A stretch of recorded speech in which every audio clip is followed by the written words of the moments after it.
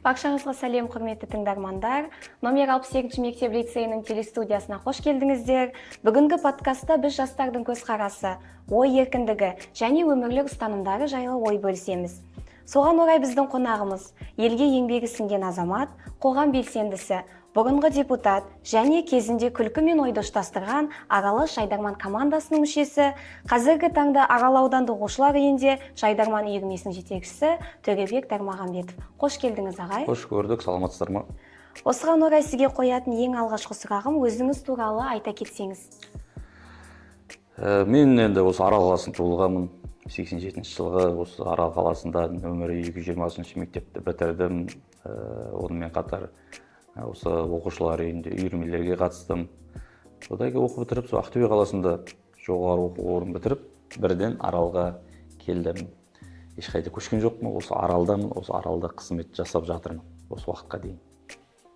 Және де осы сүрген өміріңіздегі ең қызықты сәттердің бірімен бөліссеңіз.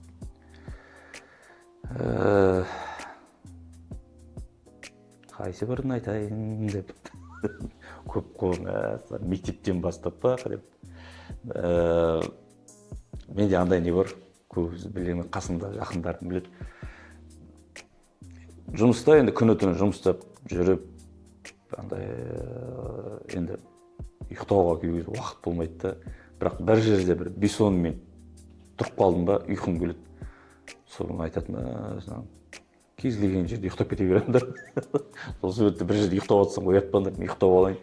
Өйткені орталықта бір мекемелерде сондай бір күте тұрыңыз дегенде осындай дивандарда отырамын да күтіп. Мырзық кеткен бар былай. Сосын ұйықтап отқаннан кейін өзің үйдегі сияқты сезінесің да, кәдімгідей бүйтіп керіліп сөйтіп отқан жан-жағына қарайсың. Ойбай деп қаласың сосын. Содан кейін жинақталасың. Ол өз алдына бір қызық та. Енді қалғандар Жайдарманда өте көп олардың. Оны айта жатармыз бұйырса. Қазіргі жастардың ойы бұрынғы буыннан несімен ерекшеленеді? Қазіргі жастар деген тікелей айтады ғой, ойын жеткізеді, айтады. Жеткізеді де, бетке айтады да, сөйтіп айтайыншы. Бұрындары бізді деген енді салыстырмалы түрде айтайықшы, қарапайым мұғалімнен қорқатын едік мысалы. Қазір енді қорқпайды демей қойын, қазір енді қорқпайды да шығар. Бірден тікесін айтады да, ойын бар мысын. Бұрындары біз деген біліп тұрған сабағымыздың өзін айта алмайтын едік қой. Дұрыс емес шығар іштей, дұрыс болмай қалса қалай болады, бізге сөйлейді онда деп. Сондай бір қорқып, сондай бір не болды ма, тәртіп қатан. Сосын сол тәртіпті сақтайтын еді. Қазір енді білмеймін, тәртіп қатан емес пе, әлде тәртіпсіз бе, қайсысы дұрыс емес екен, сол да бар.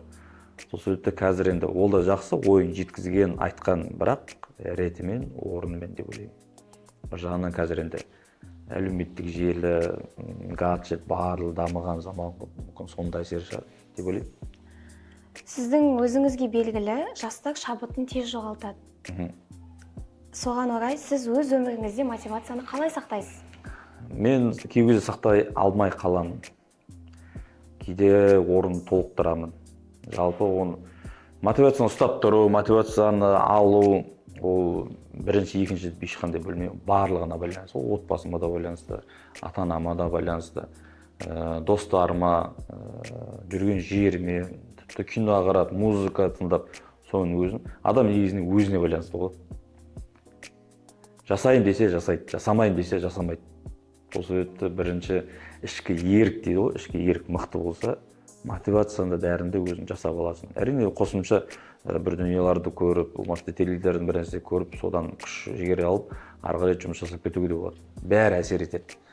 Тек ол адам қалай қабылдайды өзіне. Мотивация ретінде қабылдай ма, әлде басқа нәрсе қабылдай ма? Сол себепті бөліп жарған дұрыс болсын барлығын. Жалпы адам өзіне байланысты. Сол үшін егер сіз жастарға бірақ кеңес беруге мүмкіндік алсаңыз, қандай кеңес берер едіңіз? Тәртіп. Мен әрдайым айтамын тәртіп деп. Көбінесе барлығы ретімен болғанын қалаймын.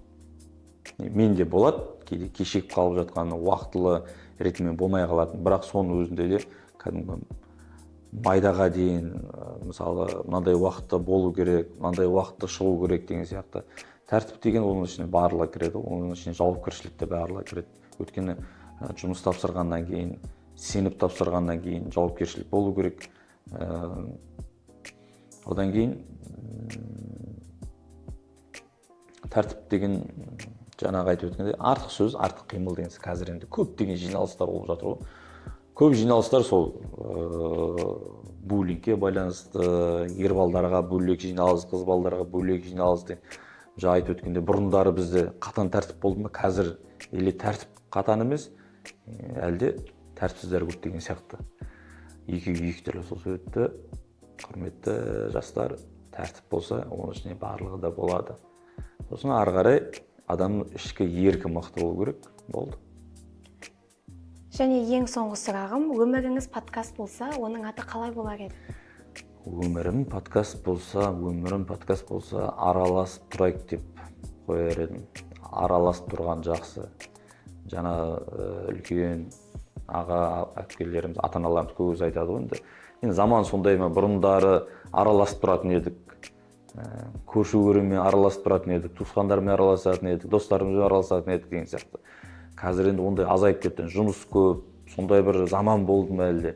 Сол себепті ойда жүр, сондай араласып тұрайық деген подкаст болса, шақырып, сөйлесіп, сіз сияқты сұрақ қойып, қай жақтың тумасы, немен айналысады, не нәрсемен шұғылданады, біліп, одан кейін соны естіртіп басқаларына. Сөйтіп, жаймендеп, әйтеуір араласып тұрып, барлығымен бірге әдемі орта құрылып араласып кетсе, өте жақсы болады сияқты. Сол себепті араласып тұрайық деген атау бар менде. Сұхбатымыз осымен өз мәресіне жетті деп ойлаймын. Керемет сұхбат болды. Бүгін біз ой еркіндігі мен жастардың жаңа көзқарасы туралы терең ой қозғадық. Тыңдағандарыңызға рахмет. Бұл номер 68-ші мектеп лицейінің телестудиясы. Келесі кездескенше сау болыңыздар.